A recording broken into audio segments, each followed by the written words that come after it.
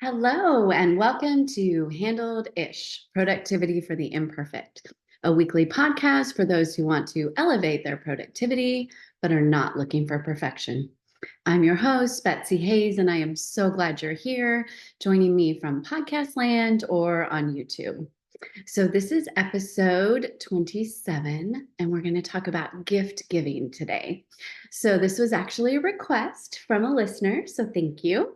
And I love this idea because I think that gift giving is amazing, right? We all love to give things that, to people that we love and care about that bring them joy.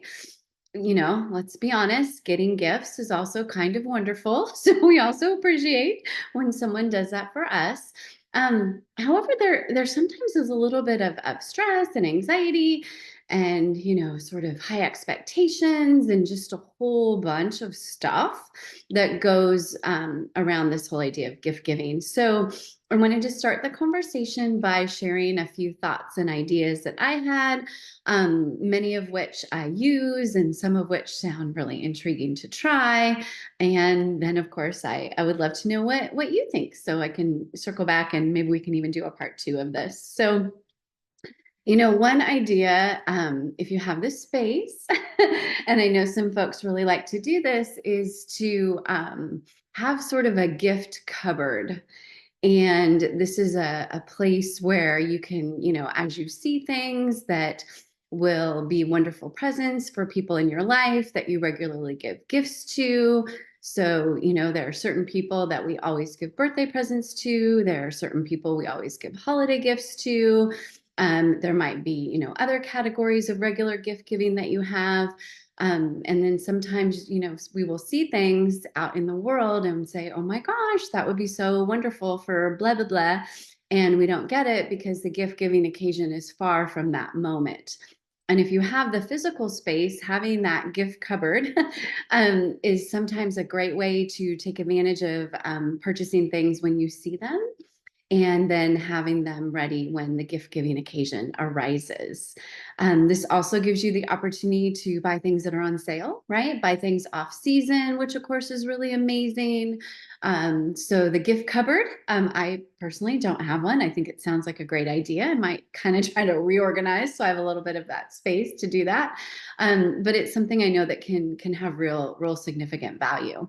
Now, caveat to that, because I know folks who, someone that I love dearly has a gift, a couple of gift drawers, and sometimes those gifts get forgotten because we don't have, a sticky note on the calendar or whatever that says, or a written note that says, hey, don't forget that we've already purchased, this particular thing.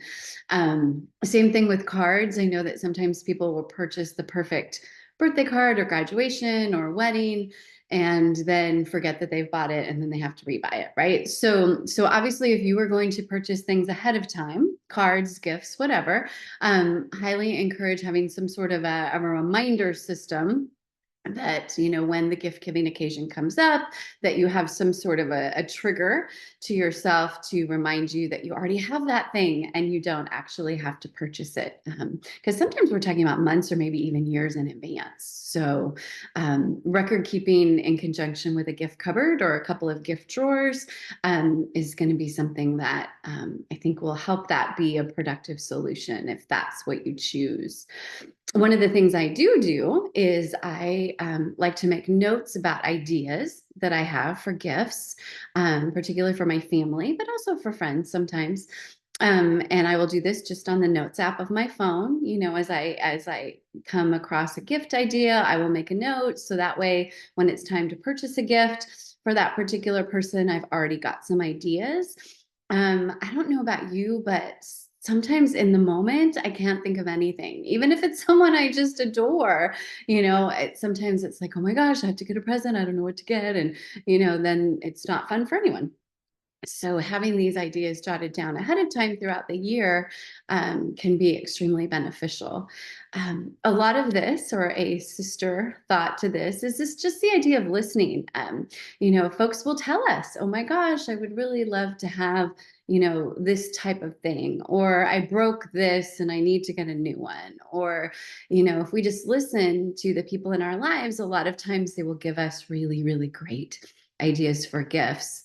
Now, if the idea for the gift and the gift giving opportunity have a lot of space in between, you may need to circle back to make sure that they haven't purchased that for themselves, because then, of course, it does take a little bit of the fun out of it. Um, so that's something to think about as well. I know that sometimes people will actually give little quizzes or surveys to their friends and family, asking for information that could be then used for gift giving. This could be, things like favorite color, favorite, band, favorite, some hobbies that they're into at the moment. Favorite place to go out to dinner, some of these things that maybe evolve over time, right? Our favorite restaurant 10 years ago might not be our favorite restaurant now. And, same thing with our favorite color and stuff like that. So the idea of continually refreshing your knowledge about the people that you give gifts for is something that can really benefit you as well. I kind of like that idea a lot. Another really important thing that I've been really embracing lately is to contemplate giving the gift of experiences over things. There are some people in our life who really need things, right? And so that's a gift of love is when we're able to provide things that they need or really want. And then there's some people in our lives that would probably really enjoy experiences more, and that means time with us, or maybe not time with us. Maybe it's an experience that they do by themselves or with others. But that is something to think about, and that obviously can be as inextravagant.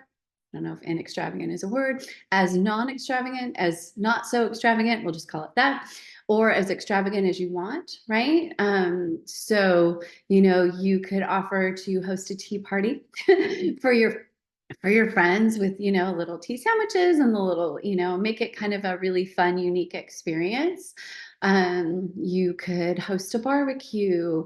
You could provide a gift certificate for a massage. You could provide babysitting services, so folks can go ahead and have date night or whatever if it's somebody with small children. It doesn't have to be expensive to be able to give the gift of an experience. It can be something that you do yourself. It can be something that you purchase for the person or people. That is so many options there. And I think it's something I would encourage you to explore a little more, if that's something that you think would benefit you and the people that you love and purchase gifts for. Um, oh, something I should have said at the beginning. I believe that under no circumstances should you stress your budget to purchase gifts. I think it's really important that we really truly embrace the whole idea of it is truly the thought that counts, and spending money that you don't have to purchase gifts for someone, I don't think serves you, obviously, because it puts a strain on your budget, but it also doesn't serve the people that you are purchasing for either. So let's just not do that. If we've done that in the past, let's just no. There are lots of ways that we can prove that we care for someone. The homemade gift is probably a good time to talk about this. Homemade gifts tend to be a little bit less expensive. Food gifts, no one is ever sad when they're given homemade goodies or jelly or jam or roasted candied pecans or roasted almonds or my One of my dear aunts used to always give us roasted almonds. They were almond farmers, and they would roast almonds, and that was something that she gave to everyone in the family at holiday time, at Christmas time. And so it was such a treat, right, to get those roasted almonds from Aunt Barbara and Uncle Jerry, and it just became so special. And um, homemade gifts have huge value, so please consider that as well. And it also gives you an opportunity to use your creativity, which is great. And it also gives you the opportunity to give the same thing to multiple people, which obviously reduces stress a lot. And this is an idea that I encourage folks to think about also. What are some of the ideas that you have for gifts that, let's just say it is holiday time and you give to multiple people. What is something that you can give to each family that you normally give to? Or what is one thing you can give to all your neighbors if you like to do that, or your coworkers or your boss, or you know um, if there's a group of humans that you can give the same thing to, that is really wonderful, because it gives you the opportunity to just have one idea and utilize it in a myriad of ways. And I think that has significant value. If one thing doesn't work for everyone, you can have thoughts about we discussed this a little bit in the decision fatigue podcast many moons ago, but I think it's worth it, because getting rid of decision fatigue in gift giving is hugely valuable. If it's a child, you always get this particular gift. You can do that by category of opportunity, right? So if you are invited to a baby shower, for example, if I'm invited to a baby shower, I always buy books. Now that I have a children's book, my children's book will obviously be part of the gift that I give to anyone having a baby. And if I am invited to a wedding, I always get something on their register that is a little bit practical, but a little bit, extra fun. And that's sort of, that's not super specific, but it is, it gives me some framing as far as purchasing that particular gift.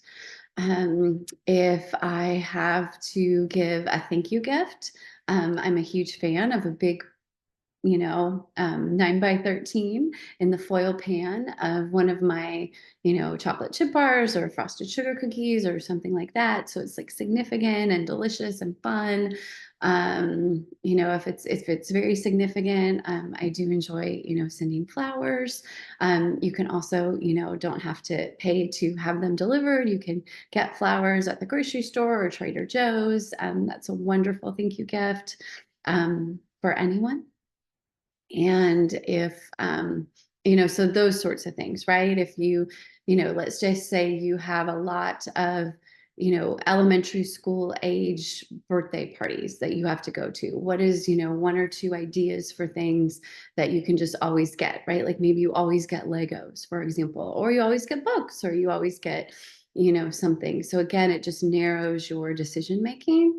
So you don't have to always come up with an original from scratch idea. Getting, I'm actually not sure where I was going with that. So never mind, we will regroup. Um, so also, each type of human, right? So if you have children and they're adult children like mine, yeah, I've heard of folks do, say holiday time, they, something to wear, something to read, and something that they want, for example. So there's always kind of three categories of gifts that they give to their adult children, and everybody, really enjoys that. And again, it narrows the decision fatigue. So, you could do something like that, right? What are the three categories of gifts that you want to give, a particular person? And again, that just reduces the decision fatigue. And I think that might be the best message of this particular episode, is to think about this ahead of time. And how can you make gift giving easier for you all year long? Obviously, you definitely wanted to see if you could make it easier during holiday time, but there's other gift giving opportunities. And what can you do now to make some decisions and decide on some categories or parameters that will enable you to make this more fun for everyone? And because giving gifts is very joyful. And I think that the more we can do to make it fun for us, the that will sort of spill over and amplify for the people that we are giving gifts to. Lead time provides lots and lots of peace. Thinking about the holidays now, it's July when I'm recording this podcast. And, thinking about that now will give us time, right? If we want to do the homemade gift thing, let's just say you want to make ornaments for everyone this year, or, cookie platter or jelly. I don't make jelly, but God bless people who do because it's pretty great. I do bake, as y'all know. So the whole cookie thing takes a little bit of planning, right? What kind of cookies am I going to make? How many folks am I going to need to give them to? All of those sorts of things. In my family, the day before Thanksgiving, my brother makes a million. It feels like a million, probably to him too. Batches of Chex Mix, and then my mom gives a bunch to the people in her life, and she also shares with me, and I can give them to folks in my life too. And obviously that's become a tradition and really fun, and again, homemade special gifts. But obviously that takes a lot of planning, right? You got to purchase the ingredients, have the whole day planned. Appreciate my sweet brother's labor, all of those sorts of things. So things to consider and think about. And I'd love to know what you do to make gift giving more fun and easy for you. And would love ideas. Oh, before we stop, I did see something. It was on Etsy, I believe, the app. And some of these apps where you typically might purchase a gift, like Etsy, now have the opportunity for you to keep lists of different gift ideas for different people in your life. Amazon obviously has its wish list. That's something we haven't even talked about, but asking people in your life to put those type of wish lists together is, a lot of people enjoy that. That tends to be really helpful. I have my daughters do that. And you can also, do that on their behalf, right? As you see things throughout the year, you can put them on different lists. And that way, when it's time to purchase gifts, they are there. So you can take advantage of digital tools as well. And that can have, again, significant value in giving yourself some peace. So all kinds of good things. So let me know. Let me know what you think. And thank you for joining me today. Let me know on my website, BetsyAHayes.com. Hayes is Hays. Reach out on social at Betsy Hayes on, I think, everything. As you know, subscribe, share with a friend, consider rating and reviewing so more folks can find this podcast. And I very, very much appreciate your support. So tune in next time for the next episode of Handled-ish, Productivity for the Imperfect. Until then, take care, be kind to yourself. You are doing way better than you think you are. Trust me. Take care.